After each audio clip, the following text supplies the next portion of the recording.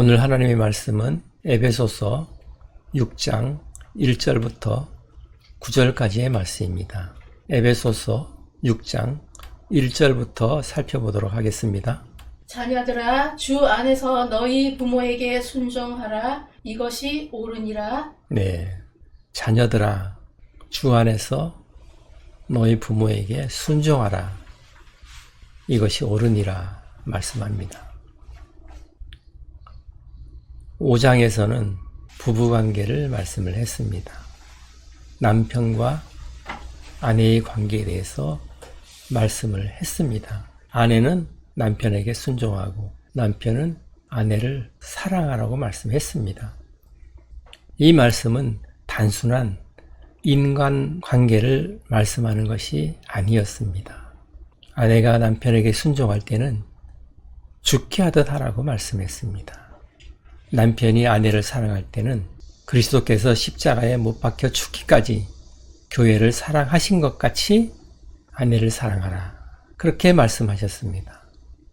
따라서 아내가 남편에게 순종할 때, 또한 남편이 아내를 사랑할 때 그리스도께서 개입이 되어 있다는 것을 알 수가 있는 것입니다. 아내는 그리스도를 통해서 남편에게 순종하는 것이고, 남편은 그리스도를 통해서 아내를 사랑하는 것입니다. 이 말씀은 그리스도와 교회의 관계를 설명하기 위해서 이 땅에서 눈에 보이는 남편과 아내의 관계를 설명함으로써 그리스도와 교회의 관계를 알게 하시려는 것입니다. 그리스도와 교회의 관계를 설명하기 위해서 남편과 아내를 그 모델로 사용을 하는 것입니다. 오늘 말씀도 마찬가지입니다. 부모와 자녀와의 관계도 동일한 맥락으로 볼 수가 있습니다. 자녀는 부모에게 순종을 하고 부모는 자녀를 사랑하게 되는 것입니다. 자녀는 부모를 통하여서 태어난 것입니다. 그렇지만 생명은 하나님께서 주신 것입니다. 우리의 생명은 하나님께서 주신 것입니다. 우리를 낳아주신 부모님이 이 땅에 계시지만 생명의 근원은 하나님이시라는 것입니다. 우리를 지으신 창조주 하나님이 하늘에 계신다는 것입니다. 따라서 하나님과 그리스도인, 곧 자녀와의 관계와 부모와 자녀와의 관계를 말씀하고 있는 것입니다.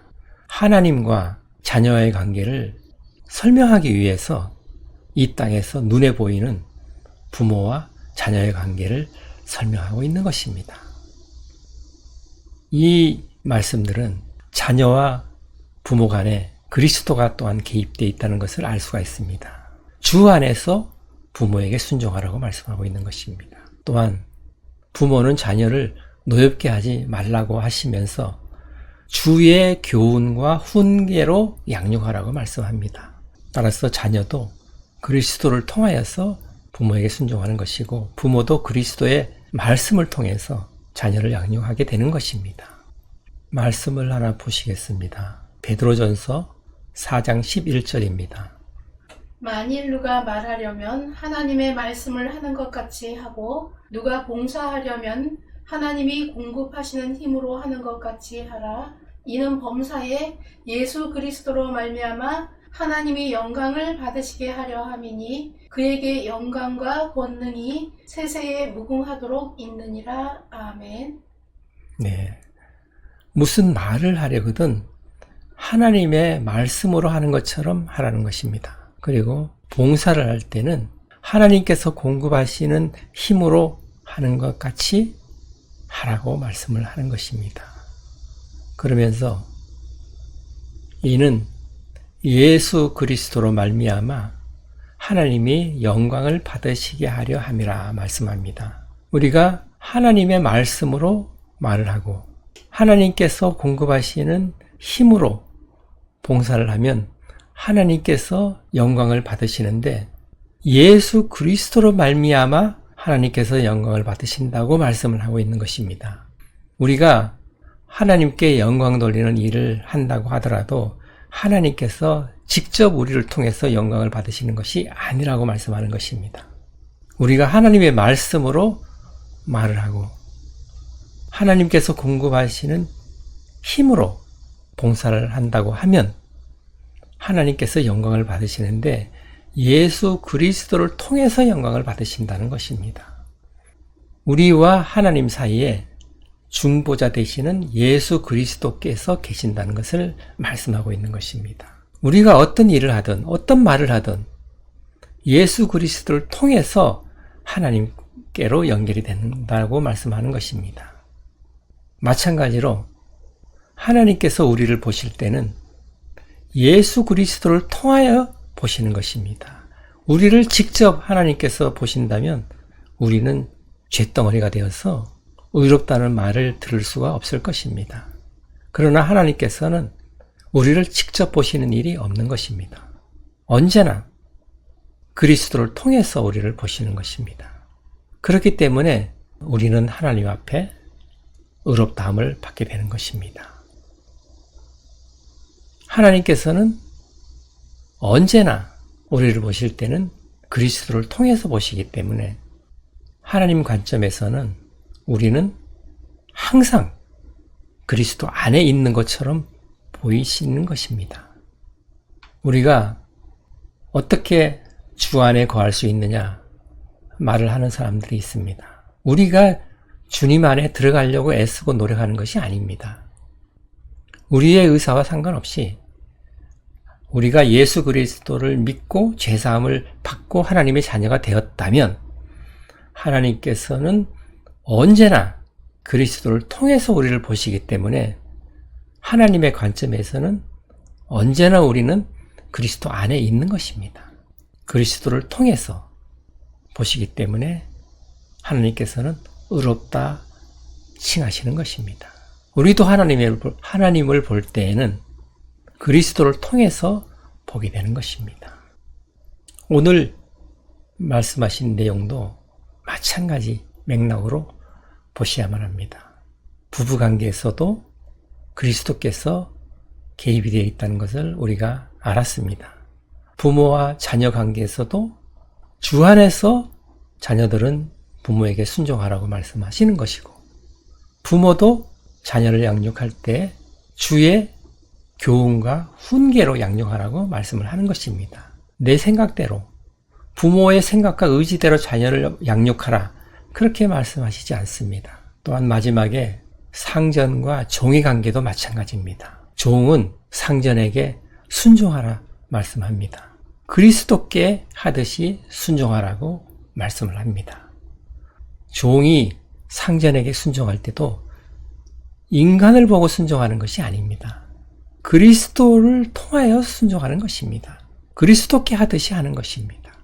주께 하듯이 하는 것입니다. 상전들도 종을 대할 때 하늘에 그들의 상전이 계시다는 것을 알고 의와 공평으로 종들을 대하라고 말씀하는 것입니다.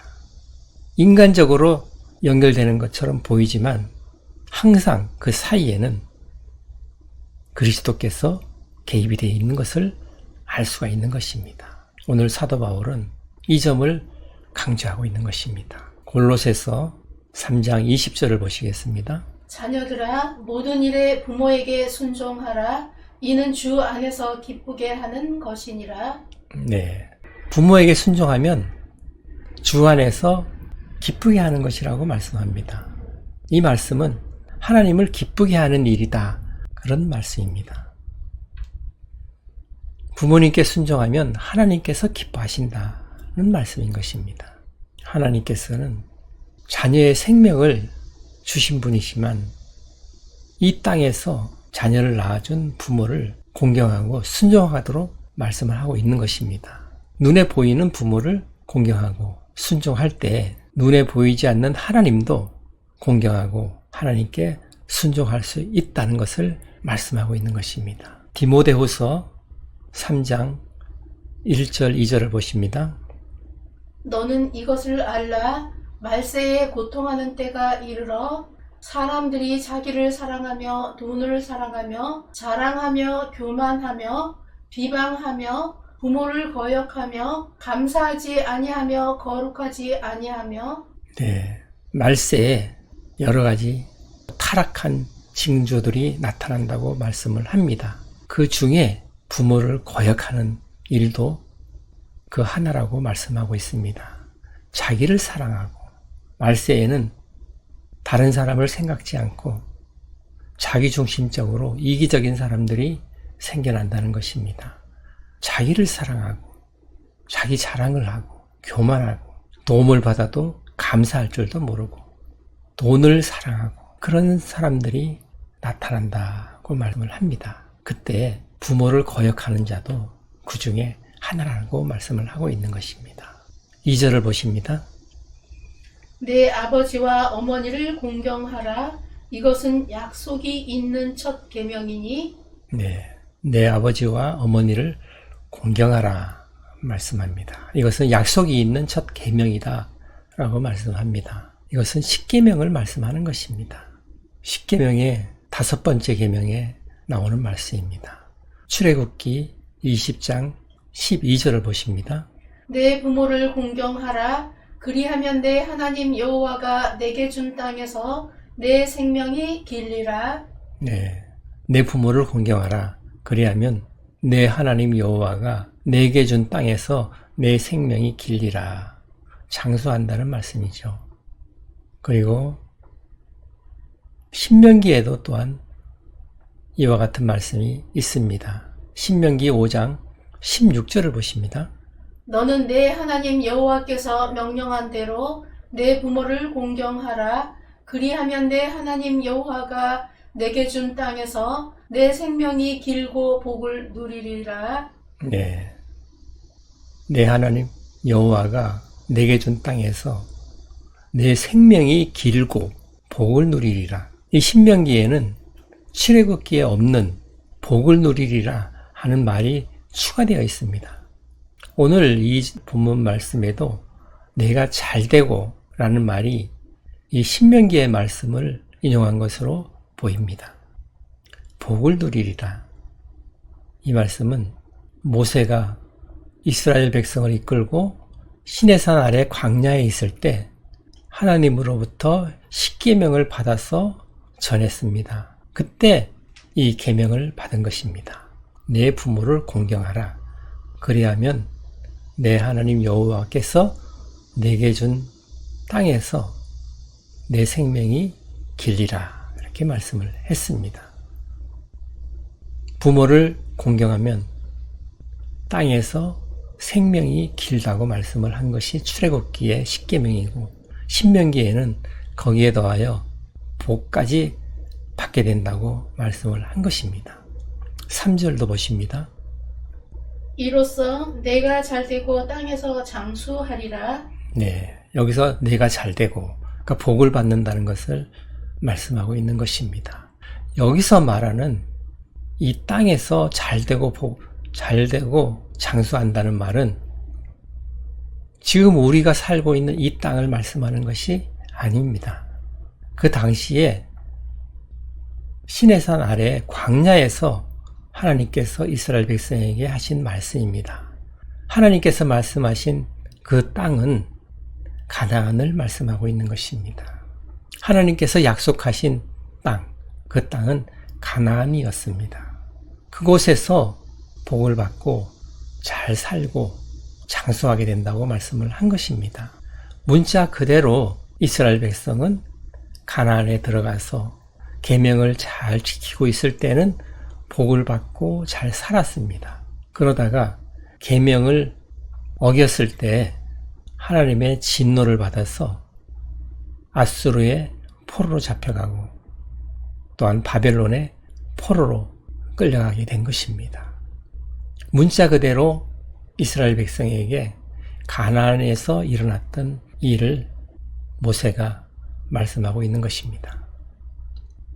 오늘날 예수 그리스도를 믿고 그리스도인이 된 하나님의 자녀들은 영적으로 적용을 해야 하는 것입니다.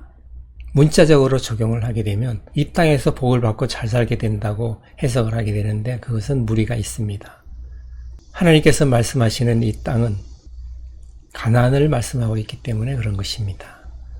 우리는 궁극적으로 하나님 나라에 가서 예수 그리스도와 함께 살면서 영원한 복을 누리게 된다는 것을 말씀하고 있는 것입니다. 이 땅에서의 복을 말씀하고 있는 것은 아닙니다. 그 다음 절을 보십니다. 또 아비들아 너희 자녀를 노엽게 하지 말고 오직 주의 교훈과 훈계로 양육하라. 네. 아비들도 자녀를 사랑해야 된다는 것입니다. 자녀들에게 노엽게 하지 말라는 것입니다. 이 자녀는 부모가 낳기는 했지만 부모가 생명을 준 것은 아닙니다. 생명의 원천은 하나님이신 것입니다. 하나님께서 부모를 통하여 자녀가 이 땅에 태어나게 하신 것입니다. 따라서 자녀의 주인은 부모가 아닙니다. 자녀의 주인은 생명의 근원이신 하나님이신 것입니다. 따라서 노엽게 해서는 안 된다는 것입니다.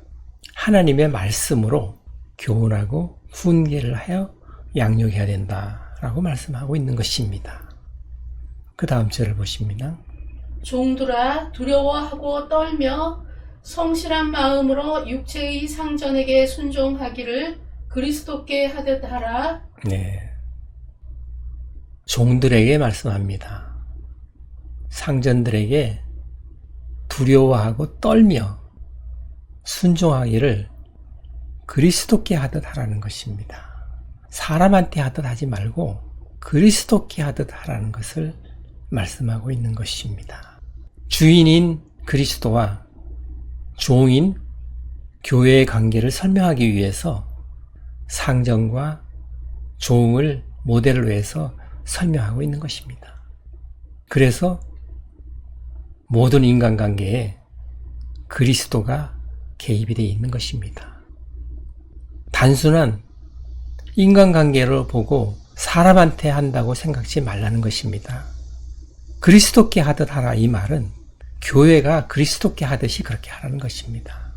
그것을 설명하고 있는 것입니다. 진리는 그것이고 지금 현재 이 땅에 사는 날 동안에는 그 역할을 하면서 그리스도와 교회의 관계를 알게 된다는 것을 말씀하고 있는 것입니다. 상전들을 대할 때 인간으로 대하지 말라는 것입니다. 그리스도를 대하듯이 하라는 것입니다. 성실한 마음으로 하라고 말씀을 합니다. 그 다음 절을 보십니다. 눈가림만 하여 사람을 기쁘게 하는 자처럼 하지 말고 그리스도의 종들처럼 마음으로 하나님의 뜻을 행하고 네. 눈가림만 하여 사람을 기쁘게 하는 것처럼 하지 말라는 것입니다. 지금 사도 바울은 인간관계를 설명을 하고는 있지만 사실은 교회와 그리스도의 관계를 설명하고 있기 때문에 이런 말씀을 하고 있는 것입니다. 단순 인간관계를 생각하지 말라는 것입니다. 사람을 기쁘게 하는 것처럼 하지 말라는 것입니다. 마음으로 하나님의 뜻을 행하는 것처럼 하라는 것입니다. 그 다음 절을 보십니다. 기쁜 마음으로 섬기기를 주께 하듯 하고 사람들에게 하듯 하지 말라. 네, 계속 말씀을 하고 있습니다. 사람들에게 하는 것처럼 하지 말라는 것입니다. 순종을 하더라도 기쁜 마음으로 하라는 것입니다.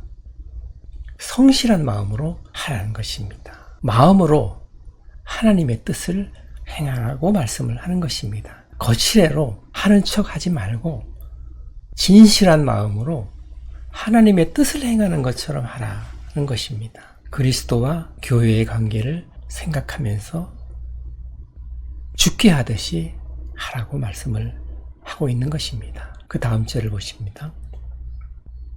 이는 각 사람이 무슨 선을 행하든지 종이나 자유인이나 주께로부터 그대로 받을 줄을 알미라. 네, 사람이 무슨 선을 행하든지 다 주께서 그에 합당하게 부응을 하신다는 것입니다. 이 세상에서 무슨 무익한 말을 하든지 어떤 일을 행하든지 이 땅에서는 끝이 날 수는 있지만 반드시 하나님 앞에서 정산하는 날이 온다고 말씀하는 것입니다.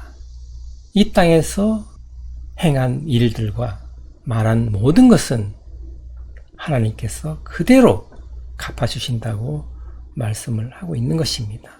베드로전서 2장 18절을 보십니다.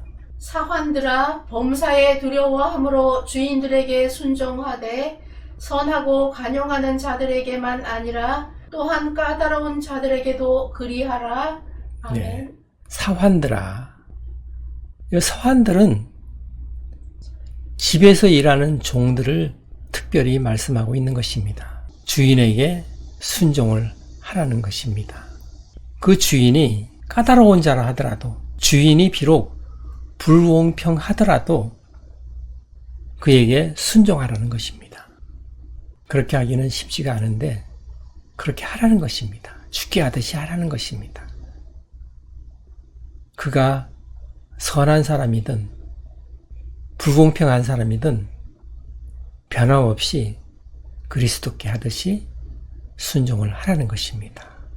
성경에서 계속 말씀하고 있는 것은 인간의 능력과 인간의 노력으로 세상을 변화시키는 것을 원치 않습니다.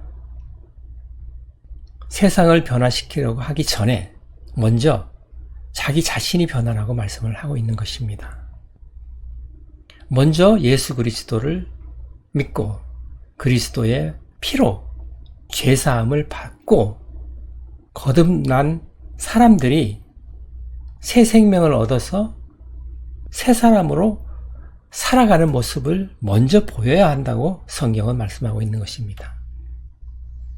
내가 이 세상이 악하다고 변화를 시키겠다고 나서지 말라는 것입니다. 그런다고 해서 세상이 변화되는 것이 아니라는 것입니다.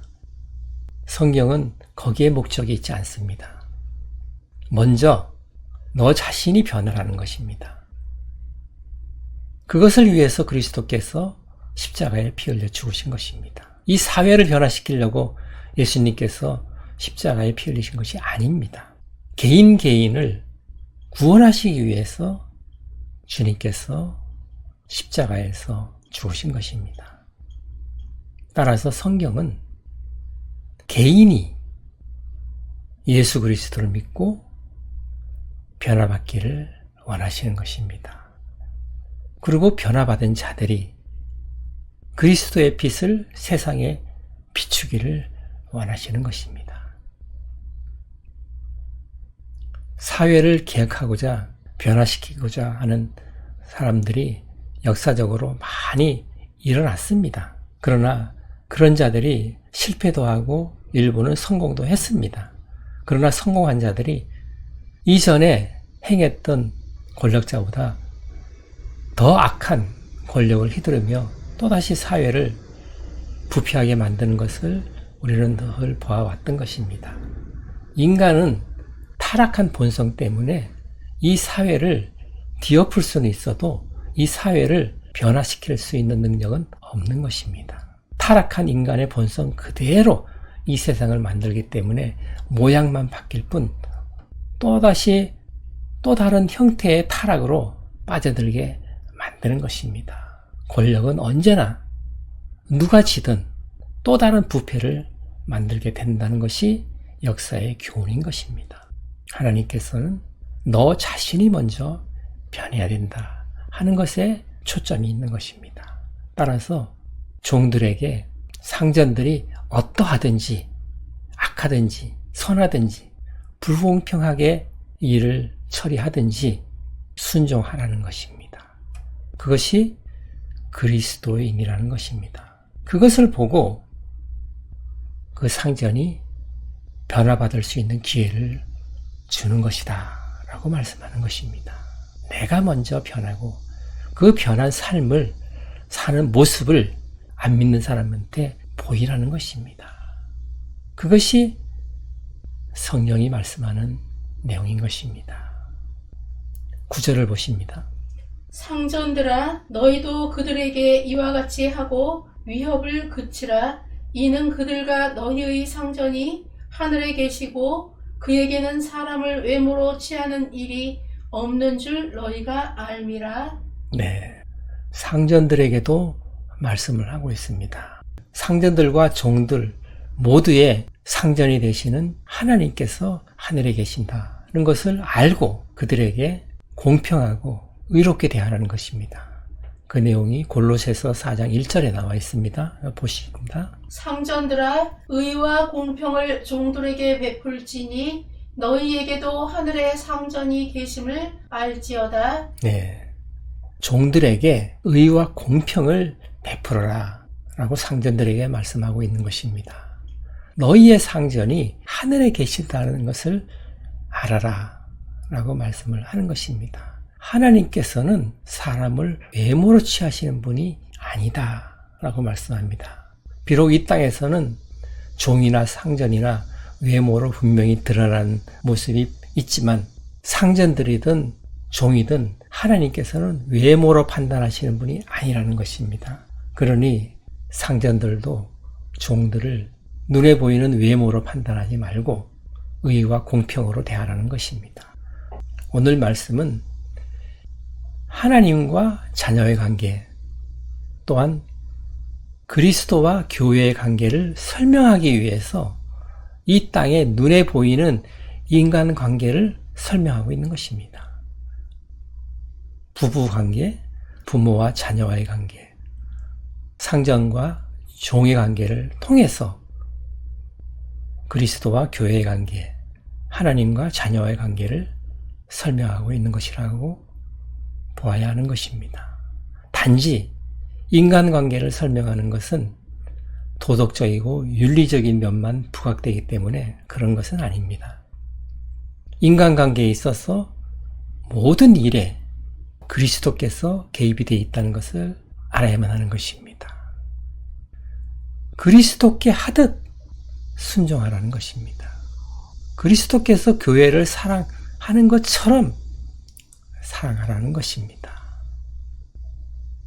인간관계에는 그리스도를 통해서 형성이 되어 있다는 것, 그리고 하나님과 우리와의 관계도 그리스도를 통해서 연결이 되어 있다는 것을 아는 저와 여러분이 되시기를 예수님의 이름으로 축원합니다. 아멘. 오늘 말씀을 생각하시면서 기도하는 시간 갖겠습니다.